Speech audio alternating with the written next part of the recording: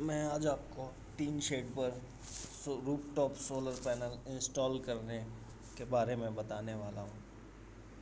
Commercial site पर भागलपुर में हम लोग शॉपिंग मॉल पर पहुँचे। वहाँ पे हमने टीन शेड का मेज़रमेंट लिया, लंबाई चौड़ाई, किस डिज़ाइन पे लगी है वो डिज़ाइन।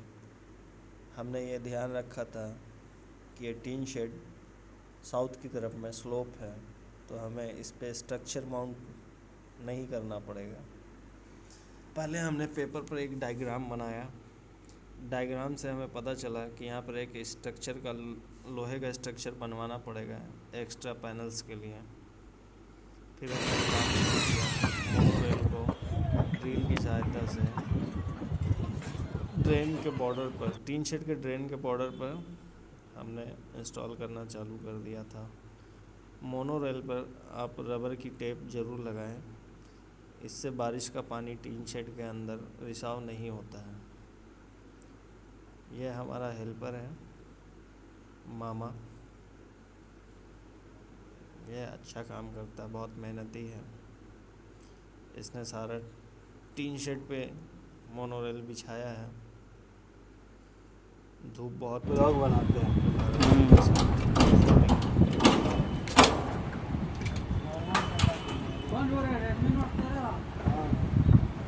धूप की वजह से मैं नीचे से ही डायरेक्शन देता था इसको, छाँव में खड़ा होकर ये काम करता था। ये हमारे दोस्त लोग हैं, ये भी काम कर रहे हैं हमारे साथ में।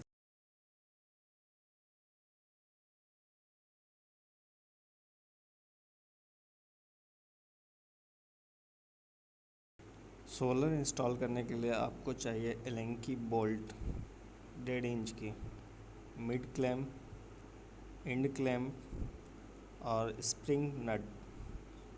स्प्रिंग नट नीचे से मोनोरेल में इंसर्ट होता है और ऊपर से एलेंकी बोल्ट टाइट होती है। ये हमारे द्वारा बिछाया गया मोनो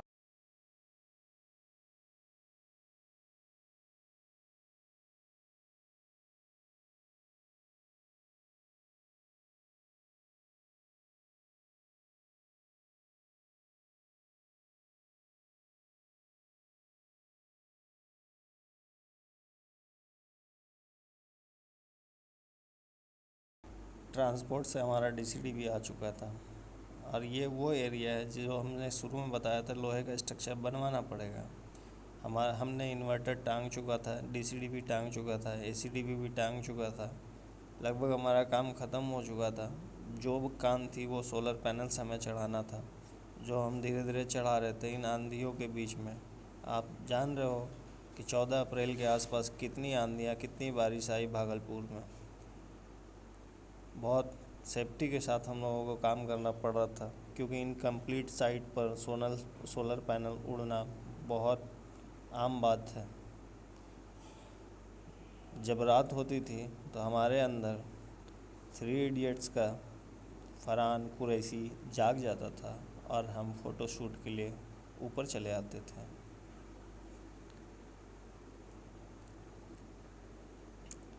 हम लोग काम बंद कर चुके थे तूफ़ानों के बीच में। तूफ़ान चला जाए, साइक्लोन चला जाए, उसके बाद हम लोग इंस्टॉल करेंगे। डर लगा रहता है ना, नई साइट पर अगर आपका सोलर पैनल उड़ गए तो आपकी बदनामी होगी, नुकसान भरपाई अलग भरना पड़ेगा। तो इस तरह हम लोग डेली सेफ्टी के साथ रिस्क लेकर कर रहे थे। ये हमारा भाई है, कज़न ब्रदर।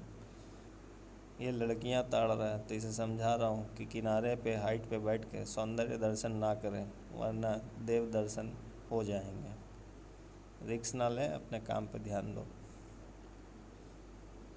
इसी तरह हंसते मुस्कुराते हम लोगों ने साइट को फिनिश करने की ओर चल पड़े थे। ये था 14 अप्रैल का दिन, जहां हम लोगों ने सुबह आके चेक किया कि कोई पैनल्स इधर से उधर नहीं हिले हैं, और अभी भी बारिश का मौसम किया हुआ है।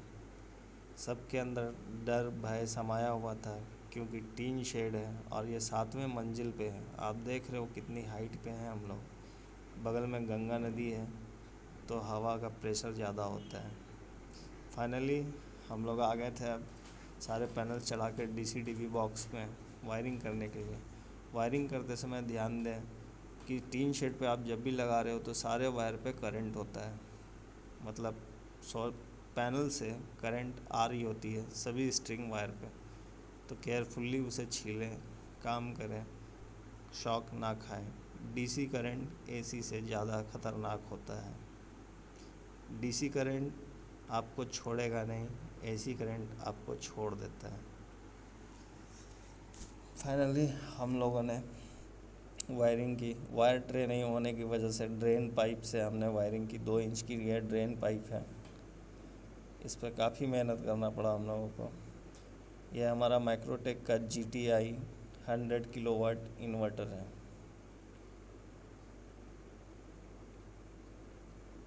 काफ़ी प्यारा लुक है, वज़न में हेवी है। वायर ड्रेसिंग का ध्यान रखें, वायर अच्छी तरह से ड्रेस्ड हो तो अच्छी बात है। ये फाइनल लुक था हमारा। फाइनल लुक नहीं था, ऐसे ही रफ लुक था कि हमने इन्वर्टर वगैरह वायरिंग वगैरह कर लिया है। इसमें अभी भी हमको अर्थिंग वायर वगैरह ड्रेसिंग करनी थी। यह हमारा 95 mm का केबल है जो आउटपुट जाएगा। ये लग से 95 mm की। और फाइनली हम लोग नीचे आ चुके थे। यहाँ पे हमको मेन पैनल में कनेक्शन करना था। ध्यान रहे, ट्रांसफार्मर से meter, electric meter, grid meter में जो लाइन आती है उसके आउटपुट में सोलर से निकलने वाला आउटपुट वायर कनेक्ट होता है आपस में। आप जितने भी किलोवाट का आपका लोड हो, सोलर आपका जितने किलोवाट का जनरेशन कर रहा हो, इसमें होता यह है कि सोलर आपका जैसे मान लीजिए कि इस शॉपिंग मॉल की 350 किलोवाट की ग्रिड यूज़ थी। हमने सोलर इंस्टॉल किया 100 किलोवाट का, तो 100 किलोवाट सोलर जनरेट करके दे रहा है। बाकी जो रेस्ट उसका 250 किलोवाट बच रहा है वो ग्रिड पूरा कर रहा है। इसी तरह ये काम करता है। अब इनको चलाना है साथ में DG भी, क्योंकि ये ऑन ग्रिड सिस्टम है। लाइन जाएगी, ग्रिड जाएगा, सोलर भी बंद हो जाएगा। इसके लिए DG सिंक्रोनाइजेशन बॉक्स लगेगी, वो अभी आया नहीं तो हम लोगों ने इंस्टॉल किया नहीं है। तो हम इधर कनेक्ट कर रहे हैं, उधर साथ में अर्थिंग की पट्टियाँ दीवारों पे ही बिछवाए जा रहे हैं। ये हमारा अर्थिंग रजिस्टर है, ये इंसुलेटर है जिस पे अर्थिंग पट्टियाँ जाएंगी, जो ज़मीन पे टच अर्थिंग पट्टियों को नहीं होने देगा।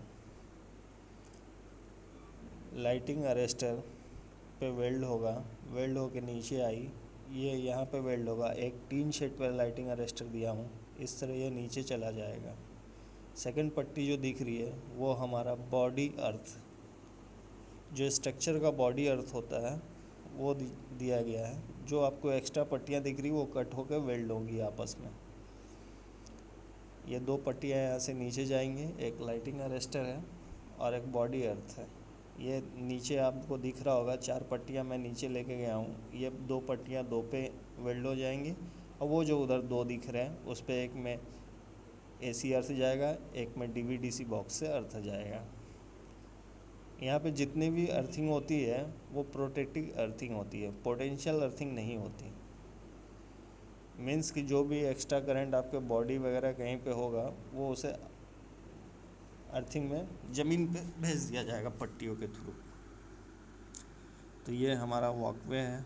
हमने साइट को पूरी तरह से चेकआउट कर लिया कि कहीं कोई मिस्टेक्स या कुछ छूटा हुआ तो नहीं है।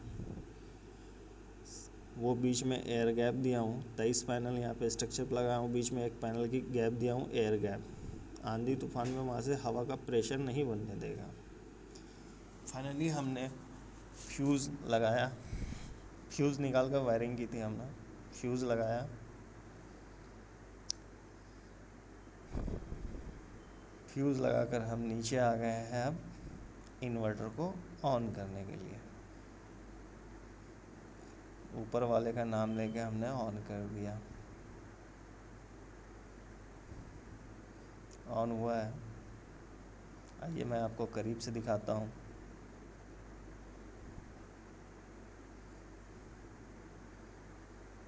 हम तो मज़दूर आदमी हैं साहब, हमारा फ़ोन इतना अमीर नहीं कि फोकस कर सके। वेट करने को बोल रहा। ये अलार्म का जो सिग्नल जला है,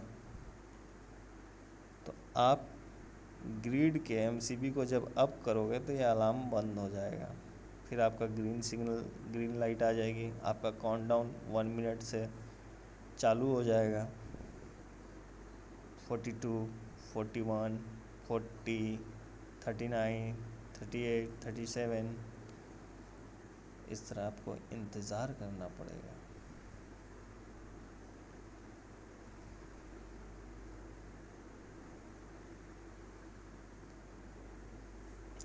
इस इंतज़ार के लम्हों में बताएं आपको कि आप जब भी वायरिंग करें हर तरफ से कनेक्शन कट कर लें, उसके बाद आप वायरिंग का काम करें।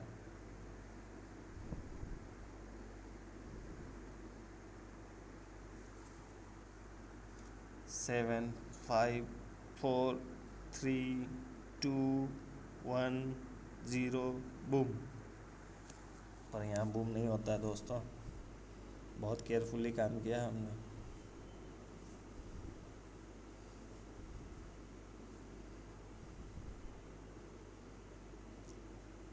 इस पे MPPT लगी होती है जो सिग्नल भेजता है, पहले वो चेकआउट करके आता है ग्रिड है या नहीं है, उसके बाद ये जनरेशन चालू करती है। तो इस तरह हमारा जनरेशन चालू हो चुका था। तो फाइनली हम लोगों ने लास्ट में एक वीडियो बनाया, ऑफिशियल वीडियो, जिसमें शॉपिंग मॉल के मैनेजर और एडमिन आए हुए थे, उनको फंक्शन वगैरह समझा रहा था। उनको कॉल करके बुलाया था तो वो How long can you hold onto your breath for? It's been too long now. I think that I want a second guess you, a second guess me, a second guess them. Don't second guess me. Live in the moment, 'cause we are so free. And in this moment, life is like a dream. Live in the moment, 'cause we are so free. And in this moment, life is like a dream. So come a little closer, but don't hold your breath. इसीलिए मैं पूरी full video नहीं बना रहा था कि सोचा DJ singer में बॉक्स आ जाए तो हम आप लोगों को वो भी करके साथ में दिखा देंगे। Silence in the background, violence in your eyes now. Remember that time you gave your heart to me. Remember that time when life was like a dream. You know what I know.